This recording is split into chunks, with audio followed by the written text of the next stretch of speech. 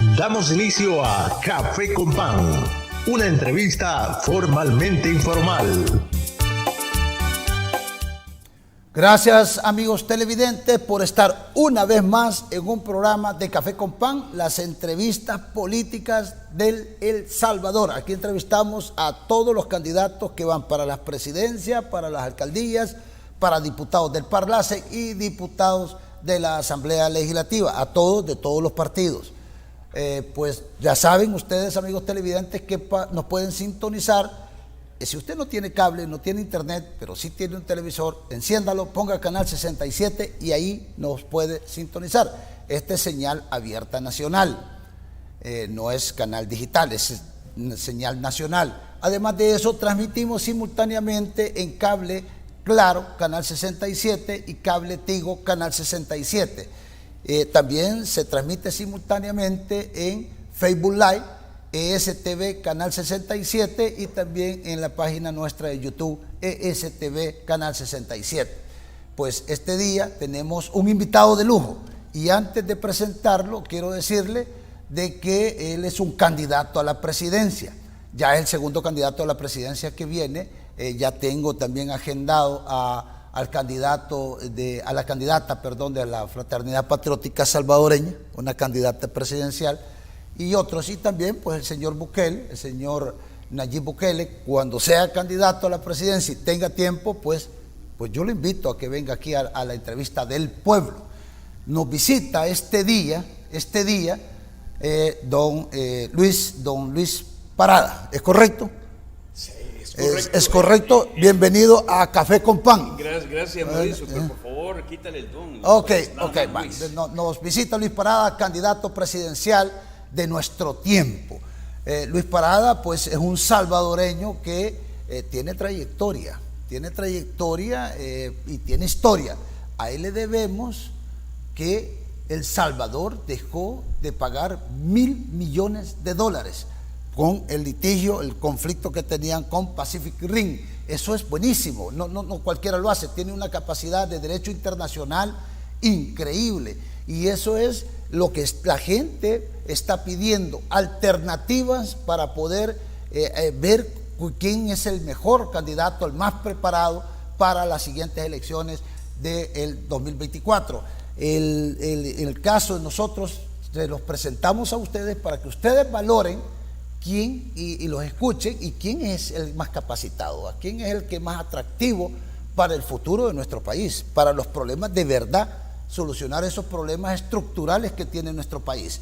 Es por eso que estamos y vamos a conversar con Luis Parada, porque él es un candidato de nuestro tiempo. ¿Qué tal, don Luis? ¿Cómo está? Háblenos de Luis Parada. La población y la teleaudiencia de Café con Pan quiere saber quién es Luis Parada. Bueno, Mauricio, muchas gracias y un saludo a todos los que nos están viendo y escuchando. Sí, yo soy un salvadoreño que nací en el barrio de San Jacinto de San Salvador, ahí crecí, estudié y me gradué del Colegio Bautista de bachiller. Y desde muy temprana edad, desde que estaba en bachillerato, yo decidí que lo que yo quería hacer no era hacer dinero ni tener una profesión, yo quería hacer algo para ayudarle a la gente. Y en ese momento, cuando yo salí de bachiller en 1978, una de las vías que se veía era a solucionar un problema que estaba creciendo y que iba a explotar, como yo lo pude ver, en un conflicto. El proceso revolucionario que venía. Sí, era un proceso que se había gestado por décadas de dictaduras militares. Gobiernos militares que no escucharon la necesidad de cambio que se exigía, y tampoco por el supuesto temor al comunismo, que era real, pero no era, ellos lo exageraron y creyeron que lo que tenía que hacerse para el crecimiento del comunismo, y podemos hablar de eso porque el comunismo para mí crece como respuesta a los malos gobiernos, a las dictaduras en ese entonces. Ahora ya no es ese un problema, pero en ese entonces sí era. Y yo pensé que lo que debía hacer yo como un joven idealista era ingresar a la Fuerza Armada como una forma de poderle ofrecer buenos elementos a la Fuerza Armada, personas de integridad, de carácter, que no van a cometer errores, que no van a cometer violaciones a derechos humanos, sino que van a defender al país profesionalmente y de esa forma contribuir desde adentro a cambiar el sistema. En aquel entonces. En aquel entonces. Y así fui como pues ingresé a la escuela militar el 1 de enero de 1980, 6 meses después me voy becado a Estados Unidos, a la Academia Militar de West Point, ahí estudié 4 años, me gradué. Luego ¿Lo mandó becado el gobierno de los Estados de El Salvador? Es una beca que ofrecía el gobierno de Estados Unidos. De Estados Unidos. El gobierno de El Salvador no tuvo que pagar ni un centavo.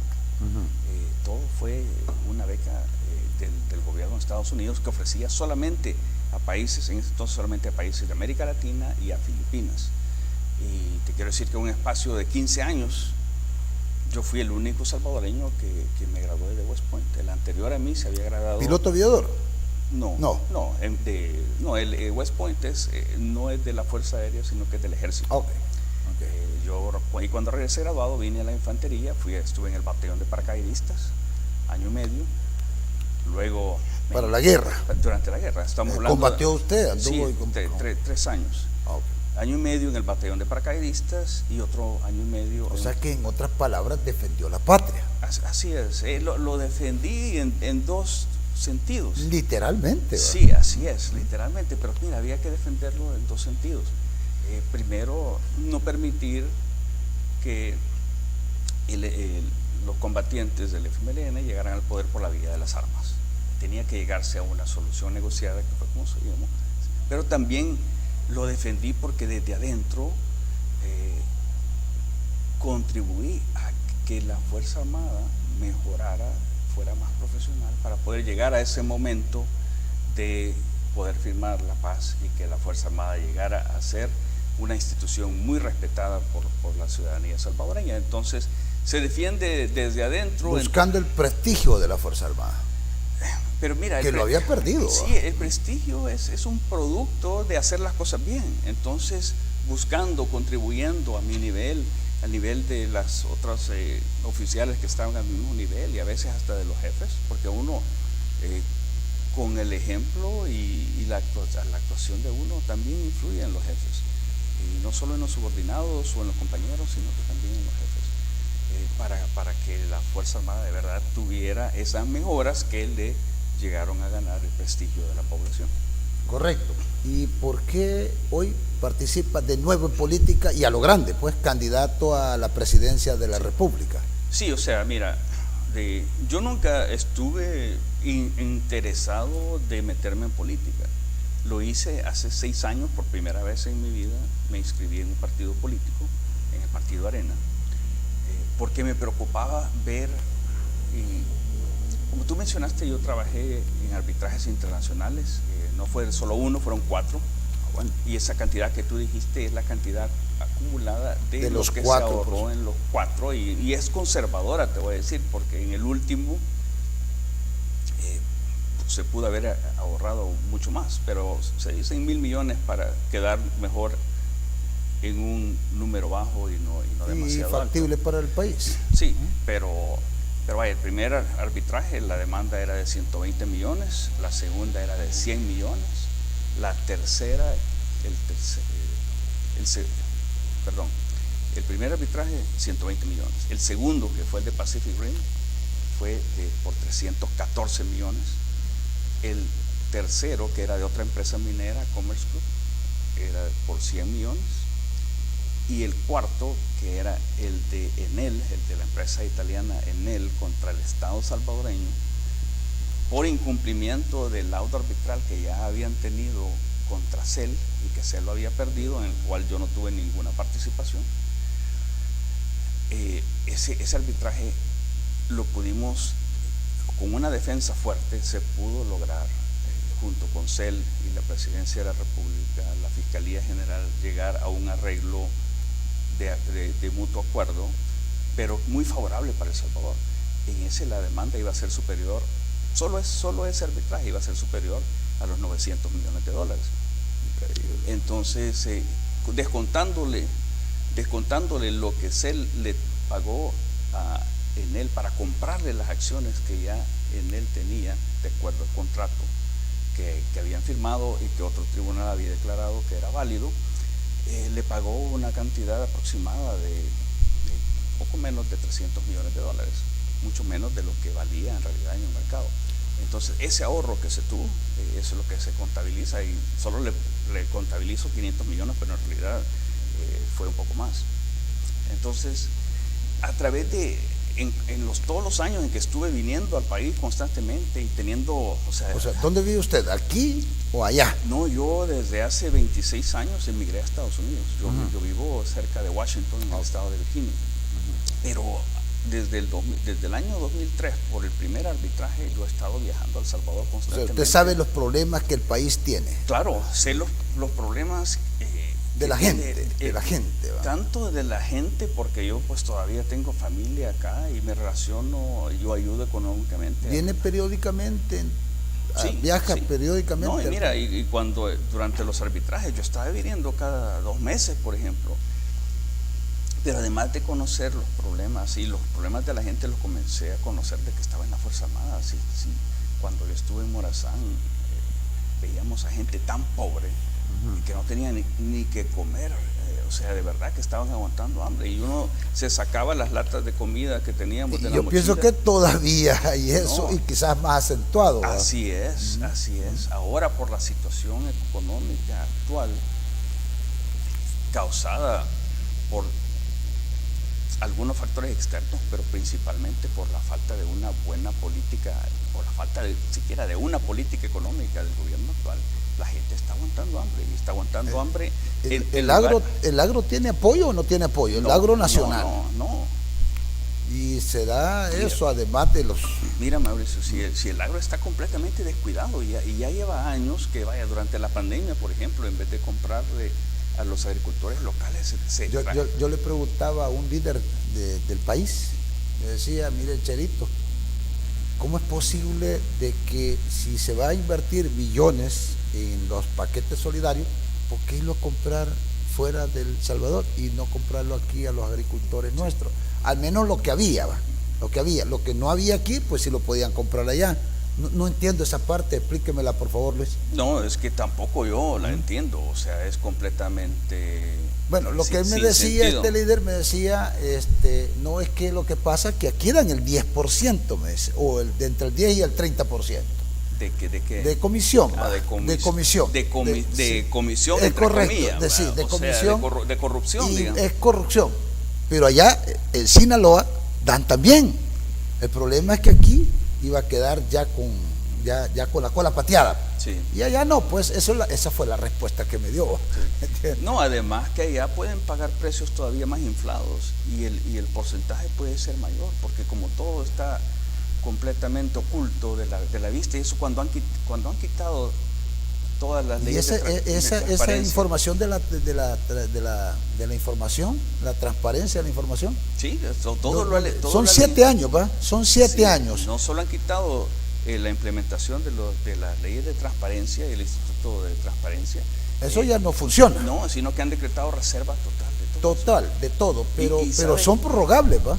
Pueden hacerlo otros 7 años más. Pero no lo van a hacer, porque ya no van a estar en el gobierno. Bueno, ya es una muy buena razón, ¿va? No, mira. Es una muy buena razón. El pueblo salvadoreño está demandando un buen candidato a la presidencia. Sí. Y pues yo no tengo duda de que tú puedes ser un buen candidato a la presidencia. No, yo tampoco tengo duda de que lo soy. Es un hecho, es un hecho. Si no sería, es un hecho porque eso es lo que está pidiendo, demandando la población.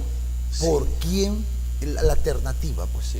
Mira, si yo no creyera que soy un buen candidato a la presidencia, no estaría compitiendo. No estaría, sería irresponsable de mi parte venir a aspirar a ser el líder de un país en crisis, y la gente ni siquiera sabe qué tan grave es la crisis. O sea que el hecho de que ahora van a votar en la papeleta también por el rostro, ¿crees que es una ventaja para ti?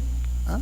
Pues yo creo que sí, porque la gente va a ver la diferencia entre alguien que lo mira y le dice la verdad, y en alguien que lo ha estado engañando todo este tiempo. Además de eso, también por currículum, me imagino. Sí, mira, el currículum es importante. Yo de verdad pienso y estoy seguro que una persona, por ejemplo, con un título universitario, donde no vas a... Mira, cuando uno va a la universidad, en realidad no va a aprender datos para memorizárselos, va a aprender a analizar las situaciones y a poderlas expresar, pero también aprende otras cosas, como por ejemplo la integridad. En la Academia Militar de West Point, honestidad. La honestidad, mira, es una de las mejores universidades de Estados Unidos también, además de ser una academia militar. Pero lo que lo distingue y lo que lo hace diferente es el código de honor, que los cadetes no mienten. O sea que Luis Parada lo tiene bien arraigado el código de honor. O sea, ganar la presidencia, llega a ocupar la silla presidencial, eso va a estar, me imagino que la población va a saber en qué se está gastando su dinero. Así es, mira, el código de honor, que el cadete no miente, no hace trampa, ni roba, pero tampoco tolera a otras personas que lo hacen. Y ese es un código de honor que todos los cadetes lo internalizan como parte suya y se mantiene por el resto de nuestras vidas. Hasta entonces, lo que el pueblo salvadoreño tendría conmigo no es solamente una persona que ha conocido, mira, por todos estos últimos 20 ficha de años, los problemas nacionales, y ha tenido contacto con gobernantes, con fiscales generales. Mira, yo he trabajado con 7 fiscales generales, con ministros, y así me he enterado de todos los problemas que tiene El Salvador, que los salvadoreños no se enteran. Pero además de eso, va a tener un candidato que sabe trabajar en equipo, que sabe que no es una sola persona la que va a dictar lo que pasa en el país, porque una persona, mira, hasta yo que soy tan bueno, yo solo no puedo, y tampoco soy una sola golondrina no hace verano. No, así es, no, y es que mira, sería demasiado ilusa una persona pensar que lo sabe todo, que sabe mejor que profesionales en cada área. Entonces un buen gobernante se rodea de personas capaces, que sean capaces, tanto por conocimiento, honestas, como por liderazgo, administración, pero también por integridad y por poder trabajar en equipo también. Con honor. Bueno, vamos a ir a la primera pausa. Luis Parada, candidato presidencial de nuestro tiempo. Estamos conociéndolos, amigos de Café con Pan, para que ustedes lo puedan evaluar, ustedes le puedan hacer sus propios análisis, y cuando ustedes vengan el otro año a ejercer su derecho de poder cambiar a quien quieran ustedes. El pueblo salvadoreño es el soberano. Pues conozcamos y vamos a seguir conociendo lo que es Luis Parada, candidato presidencial de nuestro tiempo. Por favor, amigo televidente, no nos cambie porque ya volvemos. Ya regresamos con más de Café con Pan.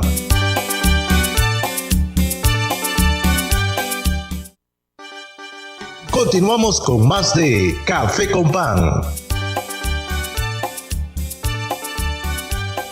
Gracias, amigos televidentes, por continuar con nosotros aquí en el programa Café con Pan. Estamos conversando con el candidato presidencial de nuestro tiempo, el licenciado Luis Parada, ¿va? Luis Parada. Luis Parada. Luis Parada para los salvadoreños y salvadoreñas. Estamos conociéndolo y pues vamos a seguir conversando sobre la realidad nuestra, la realidad nacional.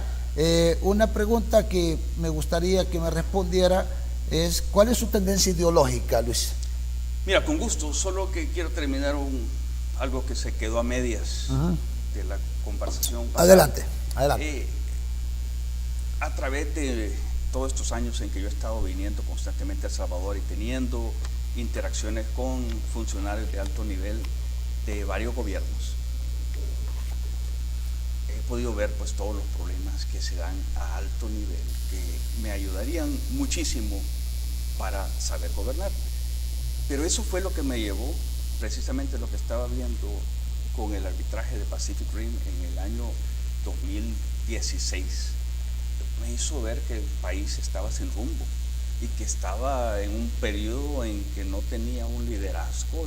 ¿Quién estaba gobernando en ese entonces? Pues mira, no sé. En Era Mauricio Funes, creo, ¿va? No sé en realidad quién estaba gobernando, te voy a decir. O sea, o si me preguntas quién era el presidente. Sí, yo creo que Sánchez Serén. Si me preguntas quién es el presidente, te digo que era el profesor Sánchez Serén. Okay.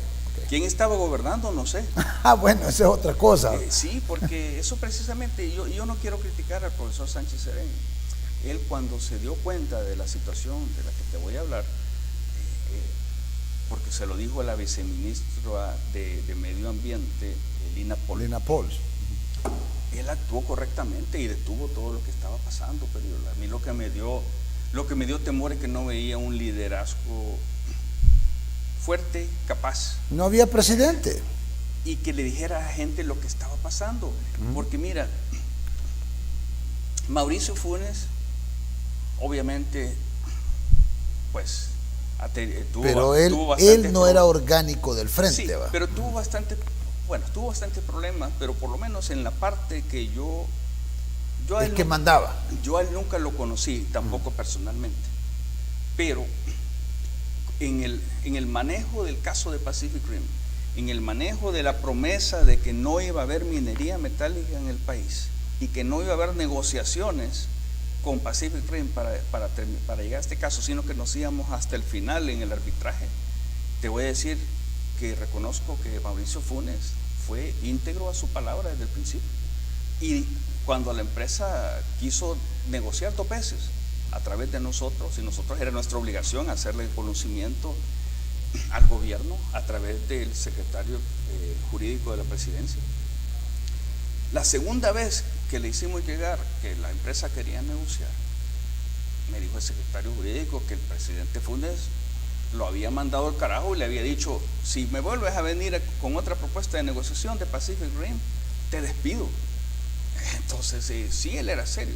Y otra cosa en que fue serio para proteger los intereses del país, y nuevamente yo no tengo pues, ningún vínculo, ni amistad, ni nada, ni comunicación, ni nada. Nunca lo he conocido, pero o sea, yo sé que las duramente criticado y algunas cosas con razón. Pero te voy a decir que con otra cosa que él actuó bien fue cuando yo le recomendé, después de ver una vulnerabilidad que había en la ley de inversiones de El Salvador, que también se aceptaba ir a arbitraje internacional con las empresas transnacionales, aparte de esa aceptación que ya había en tratados internacionales que cubrían más de 20 países, yo venía diciéndoles que era necesario reformar ese artículo para quitarle eso. Y al final, cuando dejaron que esa decisión llegara al presidente Funes, porque al principio lo estaban bloqueando, tanto en el Ministerio de Economía como en la Secretaría Jurídica de la Presidencia, porque la gente pensaba, los que estaban ahí, no sé si era el ministro, yo no creo que el ministro era un funcionario más abajo, y también el secretario jurídico de la Presidencia, pensaban que eso iba a dar una mala señal a los inversores extranjeros, como que El Salvador iba a seguir la ruta de expropiación de Hugo Chávez y que por eso estaban quitando. Pero yo le digo, no, porque ya El Salvador tiene tratados de promoción de inversión bilaterales y multilaterales que cubren a más de 23 países y la gran mayoría de los socios comerciales. Entonces no hay necesidad de mantener eso, porque era como, y les hice hasta yo creo que por eso es que no nos va muy bien en el fútbol aquí, porque ni siquiera cuando les hacen una comparación con el fútbol no lo entienden. Yo les decía, miren, es como que usted vaya al Mundial de Fútbol a jugar contra Alemania en estos. Pero no solo eso, sino que usted acepta que su portería sea el doble de grande de la portería normal.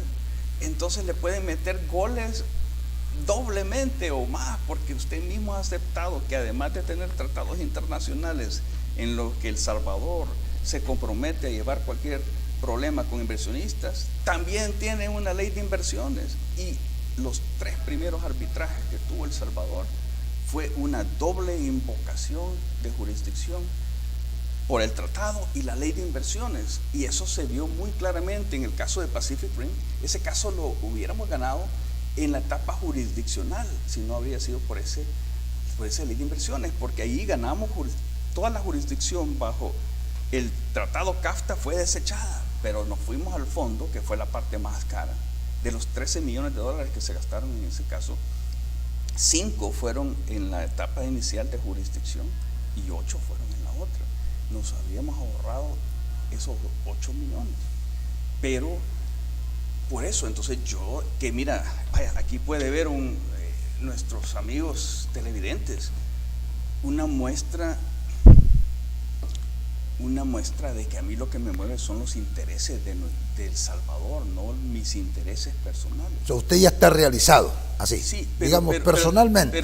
Pero te voy a explicar por qué, en este caso específico de la reforma del artículo 15 de la Ley de Inversiones. Mira, yo ya me había ganado la confianza de diferentes gobiernos y prácticamente por confianza, cualquier caso nuevo que llegaba, hasta me lo pedían a mí si podía representar a El Salvador, por esa es la confianza que me había ganado. Pero específicamente en ese caso de la Ley de Inversiones, al ver que los primeros 3 arbitrajes había sido doble invocación, y yo venía del primero diciendo que la cambiaran, pero el segundo y el tercero entraron uno detrás del otro con 3 meses de diferencia de las 2 mineras. Imagínate, yo como abogado y la firma en que yo estaba, porque la firma es la que tenía el contrato claro, yo soy el que manejaba los casos, pero la firma, el bufete de abogados el que tenía el contrato con los diferentes fiscales generales, que son los que representan el Estado en todos los litigios internacionales. El bufete gana más entre más arbitrajes hay, ¿no? Obviamente. El bufete gana más si es un arbitraje doble, porque el caso se hace más complicado y más grande que si es solo uno. Pero yo no estaba buscando los intereses del bufete en que yo trabajaba, estaba buscando los intereses de El Salvador, y por eso es que insistí en que tenían que quitar esa doble portería que tenía El Salvador. Y en efecto, cuando al presidente Mauricio Funes se le llevó esa propuesta, le pareció correcta y la aprobó, o sea, la mandó a aprobación, porque tenía que ser una reforma de ley, a la Asamblea Legislativa. Vino una embajada de un país amigo y le pidió que no la firmara. Me mandó el secretario jurídico a que le hiciera un documento con por qué se debía firmar. Se lo envié. Cuando lo vio el presidente Funes, dijo: no, yo no le voy a hacer caso a este amigo y aliado, y yo voy a firmarlo, y lo firmó. Entonces, por lo menos en el asunto de la defensa del país, por los intereses del país, bueno, no solo de un ejemplo de cómo soy yo, pero también lo que te quería decir es la diferencia, o cómo actuó el entonces presidente Mauricio Funes. Actuó correctamente. Okay. En el caso del profesor Sánchez Serén, en el gobierno de él, el problema es que él tenía un estilo completamente diferente. Yo creo que por falta de conocimiento y preparación académica, pienso yo, mi opinión. No sé. Yo creo que es una tanto diferencia de personalidad como en la confianza que depositó en algunos funcionarios. La gente lo dice, ahí en los supermercados, en el mercado y donde usted vaya, ¿entiende? Ahí caminando, la gente dice: hoy sí hay presidentes. Sí, hoy. Antes no había presidente. Y lo decían y lo empezaron a decir de que hoy había presidente desde que se combatió la pandemia. ¿Va? Sí, pero bueno, de eso platicamos en el siguiente, pero lo que te quería decir, el problema que yo vi es que por el estilo de liderazgo, de la toma de decisiones del gobierno del profesor Sánchez Serén, había un gran vacío de poder, y se estaban incluso traicionando promesas solemnes que le hizo el profesor Sánchez Serén al pueblo salvadoreño y a los propios votantes del FMLN, de que no iba a haber minería en el país, que ellos nunca iban a aprobar la minería en el país, porque a la vez que estábamos ya esperando el laudo arbitral, que al final fue una victoria contundente para El Salvador, que incluso la empresa tuvo que reembolsarle a El Salvador $8 millones de los costos legales. Mientras estábamos ya solo esperando el laudo arbitral, empiezan negociaciones debajo de la mesa, te digo, porque no pasaron por nosotros, porque nadie sabía, fueron ocultas, no te quiero decir. Que sea alto nivel, más alto nivel. De alto nivel, pero sin conocimiento del presidente de la República. Ah, bueno. Sin conocimiento del presidente de la República, habían funcionarios de alto nivel que tenían... Había un cogobierno entonces entre la dirigencia del partido y el presidente. No, porque ellos eran funcionarios del gobierno también, pero... Pues sí, habían funcionarios del partido. Que de verdad estaban ejerciendo el poder, de verdad ellos eran los que estaban tomando el verdadero poder. Las decisiones. Bueno, esa es otra historia que quizás ni siquiera sabemos quién es el verdadero poder detrás del gobierno. Muchos saben quién era el verdadero poder, obviamente. Pero bueno, El Pero- pueblo lo sabe incluso. Pero por lo menos... En aquel entonces, hoy más o menos. Bueno, no, pero lo que quería decir, había otros funcionarios que estaban negociando con la empresa y yo no te quiero, y por favor seamos claros, yo no quiero hacer ninguna acusación que lo estaban haciendo Para dávidas, o sea, recibir dinero y No, yo sobornos no estoy y sugiriendo corrupción eso, y todo lo demás. Yo no estoy sugiriendo eso, pero obviamente, y las negociaciones tenían como objetivo de que hubiera minería en el país. O sea, una traición de una promesa. Había un sector importante de poder político, de funcionarios que querían que la minería se implementara en el país. Así es. Había gato encerrado, definitivamente. Había gato encerrado porque, mira, cuando las cosas no son transparentes se presta a cualquier cosa. Claro. Y allí no había nada de transparencia. Pero lo importante, Luis... Pero yo lo que te quiero decir es esto. Probablemente ellos pensaban que la minería podía... Bueno, primero, la paja, discúlpenme, televidentes. La mentira. La mentira era la excusa de que podíamos perder el arbitraje. Entonces, para no tener que pagar $300 millones, mejor había que darle permiso para que funcionara. Permiso y que tal vez contaminar los mantos acuíferos con el cianuro y todo lo demás. Sí, no, es que eso le creían a la empresa, que a la empresa les decía que no iba a hacer. Es que todos estos son mentirosos y prometen todo, y después cuando el río está completamente contaminado. Y la gente envenenándose y muriéndose. Claro, y ese es un río que vierte en el río Lempa. Y para los que no saben, del río Lempa sale el 60% del agua potable que tomamos los salvadoreños. Tomamos los salvadoreños, sí. Incluso aquí en la capital de San Salvador. O sea, es un problema remoto que puede... Que iba a tener consecuencias catastróficas a nivel nacional. Así es. Entonces, al ver de verdad, ese gran desconecte que había, y te digo, yo puedo hablar sobre esto, porque Dios... Cuando quisieron convencerme. Y con orgullo, Luis, porque hacer que el país gane $1.000 millones, no de cualquier, otros lo roban. No, que no los pierda, porque que no los pierda, pero es casi una ganancia, no, pues, claro, es una ganancia, porque iba a ser una derogación, ¿verdad? Sí, y lo más seguro que si hubiéramos perdido el caso de Pacífico Río, habría habido el tránsito. Esa parte de ese hecho, de ese trabajo que hiciste por El Salvador, Luis Parada, el pueblo lo sabe. Sí. Pero Mauricio, déjame terminar porque es importante. Y mira, yo te prometo algo, porque sé que no vamos a terminar con los temas que tú tenías pensado. Si hay como 20 temas y apenas vamos por el primero. Pero es importante porque estamos hablando de un nivel de profundidad que muy pocas veces ve la gente. Y creo que es importante que lo conozcan. Porque es parte de la historia de ustedes que no se conocen. Ahorita estoy diciendo cosas que no las he dicho en ningún programa. Y te digo por qué lo puedo decir. Normalmente un abogado no puede hablar de estas cosas por el secreto profesional. Pero un candidato presidencial sí. No, tampoco. Yo sigo siendo abogado. El que puede autorizarme a mí a hablar, ya me había autorizado. ¿El pueblo salvadoreño? El fiscal general. Ah, bueno. El fiscal general. Yo cuando escuché lo que me estaban tratando de convencer, mire, primero le dije al funcionario y todo su equipo de asesores que estaban queriendo convencerme, pues yo les dije, miren, primero la premisa de que vamos a perder el arbitraje es falsa. Y yo les dije, yo tengo la certeza de que con un 90% o más de probabilidad que vamos a ganar. Así que olvídense de eso. Y al final pues les di otras razones, les dije que la minería no era viable. ¿Pero eso no le creó anticuerpos, Luis Parada? De seguro, y yo creo que estuvo relacionado con que se tardaron más de 3 años de pagar los honorarios legales que nos debían, que era una cantidad bastante grande y que desafortunadamente resultó en el despido de varias personas que trabajaron defendiendo El Salvador, porque el bufete dejó y le habíamos nosotros pagado a todos los subcontratistas que se les debían $2 millones, les tuvimos que pagar.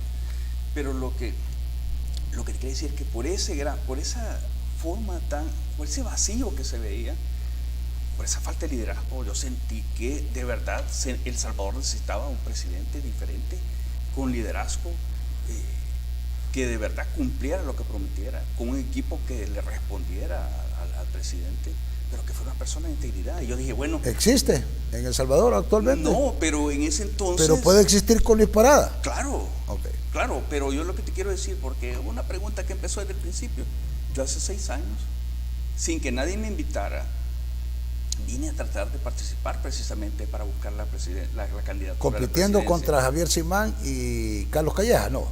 Mira, en las internas, digo yo, ¿no? Sí, yo no lo veía como una competencia con ellos. Yo veía como que formemos un equipo, que trabajemos juntos y que al final el que hubiera sido de lujo. Sí, pero ni siquiera me quisieron permitir inscribirme. O sea, me cambiaron las reglas del juego, así como está haciendo este gobierno, cambiando la ley electoral cuando ya faltan meses. Cambiaron las reglas del juego y yo les dije, entonces así no voy a poder participar, no me voy molesto con nadie, a mí nadie me llamó, yo vine a querer, porque veía el gran vacío que tenía El Salvador, y tú sabes que cuando... Falta de liderazgo, sí, no había liderazgo. No, y cuando no hay liderazgo, cuando no está lleno de... Cuando hay un terreno que está baldío, ¿qué es lo que crece? Hoy entiendo esa parte de la Pacific Ring, o sea, el pueblo no es tonto, el pueblo salvadoreño no es tonto. Esas cositas hicieron que viniera el voto de castigo contra el gobierno anterior. Sí, mira, que había muchos ahí que querían, se aprovecharon de sus puestos y realmente no. Cuando tú tienes un terreno baldío y no lo mantienes cuidado, ¿qué pasa? Que crece la mala hierba. Claro, por supuesto. Y entonces yo quería llenar ese vacío con una persona con capacidad y con integridad y que conocía los problemas de El Salvador.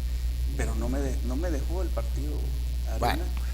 Y entonces por eso es que tenemos el presidente que tenemos ahora. Bueno, ya al regresar vamos a hablar de ese tema actual. Ya vamos a hablar de qué es lo que está pasando en El Salvador. Amigos televidentes de Café con Pan, estamos conversando con Luis Parada, candidato presidencial de nuestro tiempo.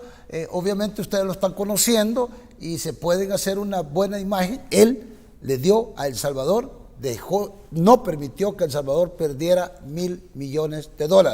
Es un gran agradecimiento y en nombre de mi pueblo y de nuestros televidentes, gracias Luis Parada por ese aporte a El Salvador, a nuestro país. De verdad, un agradecimiento profundo y sincero en nombre del pueblo salvadoreño. En nombre del pueblo salvadoreño. Así que, amigos televidentes, no nos cambie, ya volvemos para seguir hablando con Luis Parada. Ya regresamos con más de Café con Pan.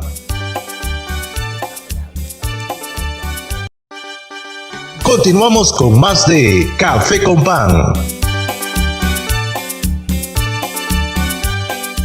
Gracias, amigos televidentes, por continuar con nosotros aquí en su programa Café con Pan, en la entrevista de políticos, ¿verdad? Entrevista de candidatos a alcaldes, a diputados de la Asamblea Legislativa, a diputados del Parlacen y también a candidatos presidenciales. Y hoy estamos hablando precisamente con uno de ellos, Luis Parada, candidato presidencial de nuestro tiempo. Vamos a entrar quizá en materia actual, porque ya hablamos de la historia, ya dimos los agradecimientos a Luis Parada, un homenaje, una placa de reconocimiento, hubiera sido bueno entregarlo, en nombre del pueblo salvadoreño, por ese hecho de no dejar permitir que El Salvador perdiera $1,000 millones. Y eso es bastante, bastante. Mauricio, mira, a mí uno de los objetos materiales más preciados que tengo es una placa que me entregó la Mesa Nacional frente a la Minería Metálica. A mí, eso fue allá en Cabañas, en Santa Marta, ¿no? No, esto fue hecho acá en un evento en San Salvador, donde asistió el viceministro de Medio Ambiente y todo eso, y era pues a mí, pero conmigo, representación del grupo de 12 abogados internacionales que tuvimos en el caso. La verdad es que fue un acto heroico, pero bueno, pero te quiero contrastar ese reconocimiento de la Mesa Nacional de la Minería Metálica que me entrega esa placa con la reacción de funcionarios del gobierno de El Salvador. A ver. Miembros del gabinete de gobierno del profesor Sánchez Serén. Yo los encontré 2 días después de que habíamos ganado, porque me vine inmediatamente con el fiscal general Douglas Meléndez para dar pues explicaciones y conferencias de prensa acá en El Salvador. Que se había ganado. Que se había ganado. Ese lunes, o sea, nosotros viajamos el sábado, el lunes, y el auto había sido el viernes. El lunes en la mañana me encuentro en un hotel capitalino con 2 ministros del gabinete.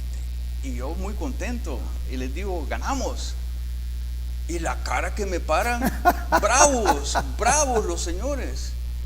Y yo no entendía hasta que entendí que ellos querían que perdiéramos. Porque eso había algún interés ahí. Eso les iba a abrir la puerta, sí, para decir, miren, no tenemos dinero para pagar esto, nos vemos forzados a permitir la minería metálica con Pacific Rim. ¿Qué funcionarios más sinvergüenzas en realidad? Por eso es que me quise meter hace 6 años y por eso es que ahora estoy en política. Por eso es que estoy en política nuevamente. Excelente, excelente, Luis Parada, una buena alternativa para la candidatura presidencial. Vamos a hablar, ¿qué opina de la reelección presidencial y ahora la reelección vicepresidencial? ¿Va? Mira, yo no es que tenga una opinión, o sea, aquí hay un librito que yo ando por todas partes y puede salir en estos momentos, que es la Constitución de El Salvador, que es muy clara, y no solo en un artículo, sino que en el conjunto de 5 artículos que directamente se refieren al tema y otros que se refieren indirectamente. La reelección, o sea, me lo voy a explicar para que lo entendamos bien. Una persona que haya desempeñado la presidencia de la República durante más de 6 meses en un periodo, por ejemplo, en el periodo 2019-2024, una persona que lo haya desempeñado más de 6 meses, aunque no sea el que fue electo presidente de la República, imagínate que el presidente de la República se enferma y lo deposita en el vicepresidente, o se muere, exacto, o el primer designado, cualquier persona que haya desempeñado la presidencia de la República por más de 6 meses en el periodo 2019-2024, por ejemplo, está inhabilitado por la Constitución para ni siquiera ser candidato para el siguiente periodo, en este caso 2024-2029. Entonces la postulación del actual presidente de la República, que ya se postuló a las elecciones internas. Ya está electo en las internas, candidato presidencial de Nuevas Ideas. Él ha incurrido en un delito, bueno, en una violación constitucional, porque ya está promoviendo la reelección presidencial. Sí, por eso, pero nadie lo va a detener. Yo aquí he tenido 2 magistrados y los mismos magistrados dicen que ellos van a acatar la resolución de la sentencia de la Sala de lo Constitucional. Pues si te dijeron eso, te mintieron, porque no hay. La única sentencia de una Sala de lo Constitucional sobre el tema de la reelección es de 2 salas anteriores, donde se sobreentendía que no es permitida. Todo el mundo lo entendía. Si el mismo presidente actual lo ha dicho en varias entrevistas cuando era candidato, no, yo no voy a postularme a la reelección porque esto está prohibido por la Constitución, y en sus propias palabras lo dice. Lo que primero hay que dejar claro que a partir del 1 de mayo del 2021, que fue destituida inconstitucionalmente la Sala de lo Constitucional, que estaba en funciones, ejerciendo sus funciones, e incluso antes de que los destituyeran, ellos emitieron una resolución. Sí, una resolución en la cual, porque no era sentencia, tampoco era un mandamiento, donde decía que el proceso de destitución que había iniciado ya la Asamblea Legislativa era inconstitucional. Entonces ellos mismos, antes de ser sacados de su puesto, los magistrados legítimos, dijeron que ese proceso de destitución era inconstitucional. Pero la Constitución permite dar el chance de hacer las reformas a la Constitución con una asamblea ratificada por las que viene para poder modificar, o es un artículo pétreo ese de la... El de la reelección es un pétreo que no se puede modificar. No se puede modificar bajo ninguna circunstancia. Sí, pero ahorita no estamos ni siquiera hablando de la reelección todavía, estamos hablando de la destitución de los magistrados legítimos. Correcto. Es inconstitucional. La elección de estos señores que están sentados usurpando esas ¿No son sillas, magistrados por usted? No, o sea, son usurpadores. Esa elección también es inconstitucional, no se siguió el proceso que está establecido. El debido proceso. Ni para destituir a los anteriores, ni para poner a estos. Entonces, esos señores que están ahí, primeramente, no son magistrados de la Sala de lo Constitucional, son usurpadores. Y una de las primeras cosas que vamos a hacer cuando lleguemos al poder, si así lo permite el pueblo salvadoreño, es restablecer el orden constitucional. En el momento que quedó, para que terminaran su periodo los anteriores o iniciar un nuevo proceso. No, mira, es que te digo, la destitución es constitucional. Los anteriores que estaban tienen que ser restituidos a terminar su periodo. Los que están aquí, los que están ahorita, ¿No han cometido un delito ellos? eso es lo que hay que ver y hay que platicar con ellos para hacerles ver todos los delitos en que pudieron haber Y incurrido. cuando Luis Parada sea presidente, ¿va a restituir las ICIES? Sí, eso que no te quepa duda. Pero de verdad, y que retome los casos Y que tenga dientes, que claro, tenga dientes. Claro, no solo eso, sino que le voy a hacer también la fiscalía es un grave problema. La destitución del fiscal anterior también fue inconstitucional. Volver al estado mira, que estaba. Había un grupo de excelentes fiscales e investigadores que eran los que en el caso Catedral. Que era de corrupción de la pandemia. Todos los 12 casos, ¿va? Sí, así, 12 o 13 casos. Ellos los desarticularon completamente. Y los despidieron. Algunos los despidieron, bueno, los trasladaron a otros lugares, pero todos se fueron. Yo tengo entendido que ellos ya ni siquiera están en el país. Esos son personas valiosas que hay que rescatar, que hay que traer. Pero con el tema de la supuesta reelección, o sea, eso es completamente inaceptable. Y ¿Usted no estaría dispuesto, como candidato a la presidencia de nuestro tiempo, debatir con el presidente Bukele como candidato a la presidencia de Nuevas Ideas?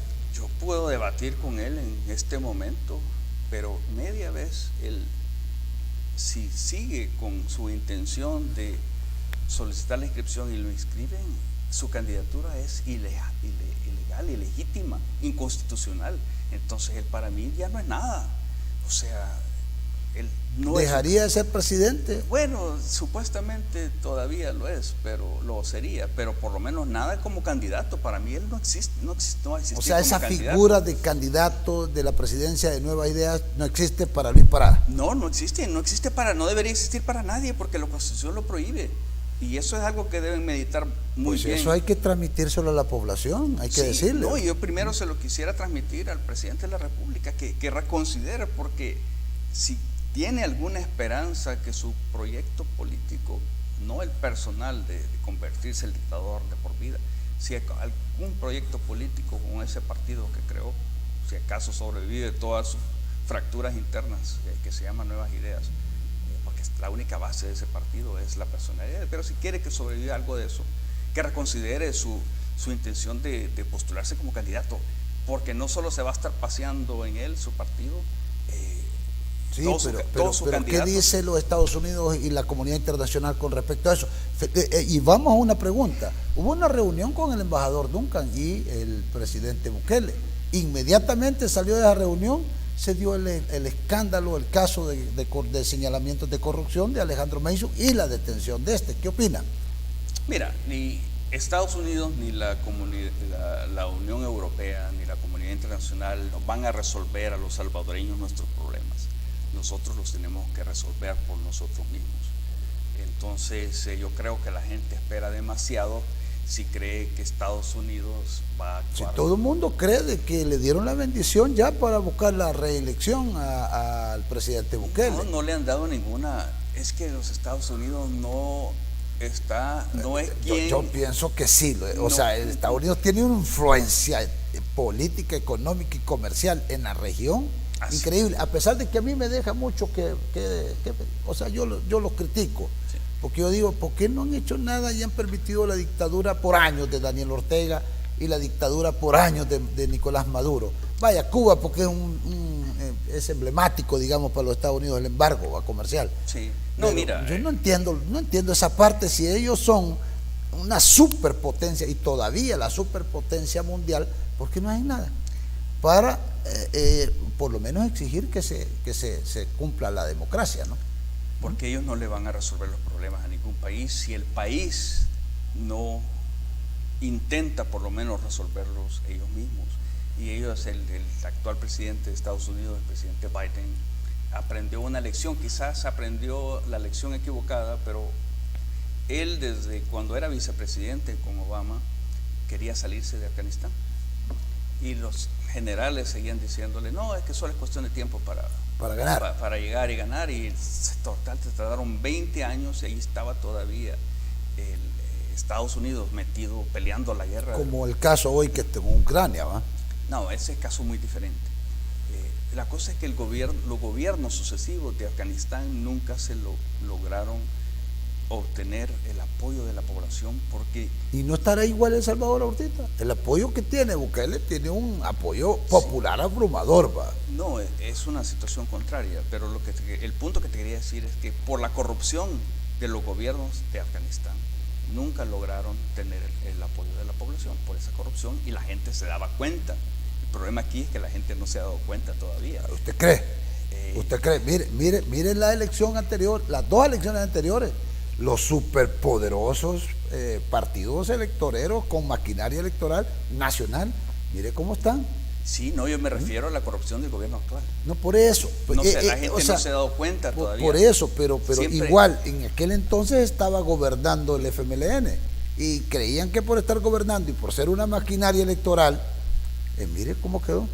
Sí, no. Y este pueblo sí, de verdad, da ejemplo. ¿Va? Cuando se da cuenta, el pueblo actúa. El problema es que el pueblo, y no puedo culpar al pueblo, el pueblo está tan deseoso de encontrar una persona que de verdad le cumpla lo que promete, que de verdad haga lo que habla, que estuvo dispuesto a creer en el señor que está ahora de presidente, pero este señor los ha traicionado. El problema es que el pueblo todavía no se ha dado cuenta. No, está encantado. Está encantado, o sea, está hechizado, no sé cómo está, pero el pueblo... Está hechizado por una maquinaria de propaganda. Es correcto. Que si gastaran ese dinero en propaganda, en de verdad solucionarle los problemas del país... Y eso que lo que viene en la campaña es abrumador, arrasador, descomunal, hijo de... Pero ese es el reto, y no solo para mí, sino que para los otros candidatos de los partidos de oposición. ¿Y por qué no buscan una unificación? Todos los partidos de oposición. Mira eso. Yo tengo entendido que habían pláticas al principio, donde nació su candidatura, o al menos la propuesta de candidatura, estaba el movimiento Sumar, sí. Sumar, estaba la Resistencia, estaba la Alianza por un El Salvador en Paz y un montón de organizaciones más. Mira, algunas de estas organizaciones, algunas de las personas que participaban... Unas se fueron con Joel Sánchez y otras se quedaron con ustedes. Es que mira, eso es otra cosa aparte que yo no sé de dónde salió, pero lo que te quiero decir es esto: cuando el movimiento Sumar nos presentó con los representantes de los 4 partidos de sí, había 4 partidos, o sea, Arena, País, Nuestro Tiempo, y parece que estaba gente del FMLN, líderes históricos. Las pláticas que estaba teniendo el movimiento Sumar con partidos era con los partidos que tenían representación legislativa y que fueran de oposición democrática. Entonces los partidos eran Nuestro Tiempo, Vamos, Arena y FMLN. Y yo estuve en una reunión en que estaban los representantes de los 4 partidos. Pero te quiero decir, la noticia que salió al principio de que estaban formando una coalición de partidos, eso nunca fue la idea. Pero puede ser. Ya, una coalición ya no, Alianza, no, si todavía, o todavía terminó los tiempos electorales. Los tiempos electorales para hacer una coalición. Según el calendario electoral, pero alianza sí. Terminaron el 7 de agosto, pero una alianza sí. Una alianza puede tener diferentes formas. Pero lo que te quería decir era que en esa reunión en que yo estuve presente, tanto el FMLN fue el primero en que dijo que ellos, por la misma mecánica interna del partido, iban a llevar una candidatura propia, y el representante de Arena dijo lo mismo, que muy probablemente iban a llevar una candidatura propia. Así que eso de que iban a haber, eso no fue... La candidatura de Luis Parada nace de la sociedad civil, al menos parte de la sociedad civil. Sí, claro, porque la sociedad civil es tan amplia que es imposible. Es correcto, igual dice Joel Sánchez, bueno, yo no soy candidato de Arena, yo soy candidato de la sociedad civil, que está en el vehículo de Arena. Él fue propuesto también por otro grupo de sociedad civil. Es que la sociedad civil es muy amplia. Enorme. Entonces, pero es necesario que cualquier propuesta la acoja un partido político, porque solamente por constitución, solamente los partidos políticos pueden llevar legalmente. Esos son los únicos de llevar candidatos a la presidencia. Porque, por ejemplo, para los diputados pueden ser no partidarios, pueden ser candidatos únicos, pero para la presidencia no, es obligatorio. Entonces, lo que tenemos que hacer, de todas las personas que de verdad buscamos, todos los candidatos que de verdad, los candidatos legales, legítimos, no incluido al señor Bukele. ¿Usted cree que se puede dar el caso de Venezuela, de que hubieron elecciones allá y que Maduro se reenganchó y nació un Juan Guaidó y que fue reconocido internacionalmente, etcétera, etcétera? ¿Se puede dar el caso aquí en El Salvador? Mira, es que si el presidente actual insiste en tratar de reelegirse inconstitucionalmente y es inscrito por el Tribunal Supremo Electoral y de alguna forma o de otra llegar a salir en el conteo con más votos, al final de la cuenta se va a hacer un gobierno inconstitucional legítimo que no debería ser reconocido por ningún salvadoreño. Si es que la misma Constitución te dice que la violación del principio de alternabilidad en el ejercicio de la presidencia de la República obliga al pueblo, no solo te dice que le permite una insurrección. A la insurrección. Ese término la gente lo confunde, dice guerra, pleito, no sé, ¿qué es insurrección? Mira, para mí la insurrección es un proceso pacífico. De protesta.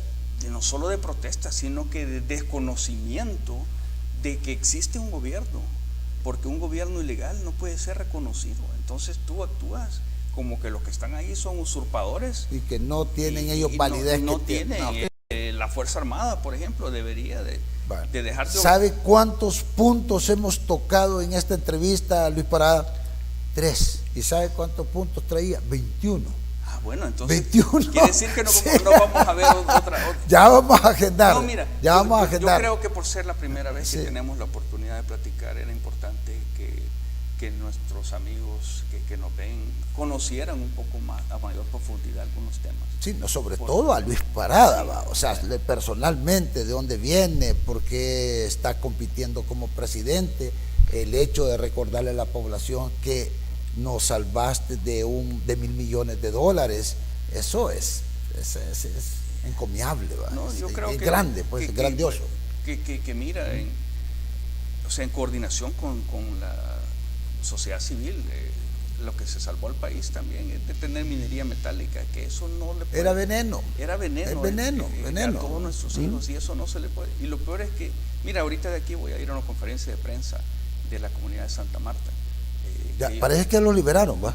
Dieron orden de liberarlos. ¿No los han sacado todavía? No los han sacado todavía, y primero tienen que ir al hospital por lo menos 7 días. Si hay personas que los han tenido incomunicados, a uno que es diabético no le han dado su medicina. Igual, y así hay un montón de casos que no lo pudimos tocar, que estaban en los puntos. Pero está invitado de nuevo aquí el compromiso de Café con Pan de tener. Y está aceptado.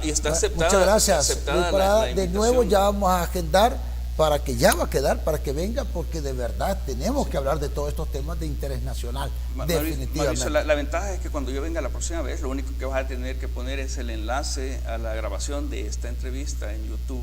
Correcto. Para que la gente ya sepa todo lo que hemos hablado. Es correcto, eso pasa, va a estar ahí, el link lo van a tener ustedes también, y todo aquel que lo pueda acceder también va a salir en las redes sociales nuestras del canal, y además también las mías personales, ¿verdad? Sí. Entonces, Luis Parada, gracias, señor candidato, señor futuro presidente. Muchísimas gracias. Cuente de verdad con mi apoyo, en serio, y mi confianza. Yo le endoso mi confianza, porque realmente para mí tiene buen perfil para dirigir los destinos de nuestro país. Esta es mi opinión bien personal. Muchas gracias. Bien personal. Así que, amigos televidentes, ustedes saben que, como siempre, yo pues siempre les envío un mensaje de reflexión que dice así: las bendiciones de Dios llegan de 1000 formas inesperadas, y hoy es uno de esos días que Dios le hará llegar a todos ustedes y a sus familias. Luis Parada, un instante para decirles hasta luego, porque tenemos una entrevista que ya la vamos a programar luego para que venga Luis Parada de nuevo aquí a acompañarnos en Café con Pan. Por favor. Va a ser un gran placer estar nuevamente contigo, Mauricio, y con todos el pueblo salvadoreño que nos va a estar viendo para hablar sobre los temas tan importantes, sobre la situación actual del país. Yo lo que quiero dejarle claro, porque esa es una de las cosas que andan diciendo por ahí que son falsas, es que al llegar nosotros a la presidencia vamos a soltar a los malos. Otra cosa que estaba aquí. Eso es falso. Nosotros no vamos a sacar a una sola persona que tenga cuentas pendientes con la justicia. Es más, van a endurecer más la ley. Sí, mira, o sea... Ahí va otra entrevista, otra hora. Por favor, yo fui militar, pues yo sé cómo hacer estas cosas bien. Así es. Bueno, muchas gracias, Luis. Gracias. Y a usted, amigo televidente, gracias por habernos sintonizado. Lo invitamos para la próxima entrevista que tengamos con el candidato presidencial de nuestro tiempo, el licenciado Luis Parada. Es una muy buena opción, a mi entender, y como siempre, gracias, y que Dios se digne en bendecirnos. Hasta pronto, hasta el nuevo programa. Gracias. Finalizamos la entrevista Café con Pan, una entrevista formalmente informal. Los conceptos vertidos en el programa anterior son responsabilidad directa de quien los emitió. En ningún momento representan la línea editorial de esta estación televisora.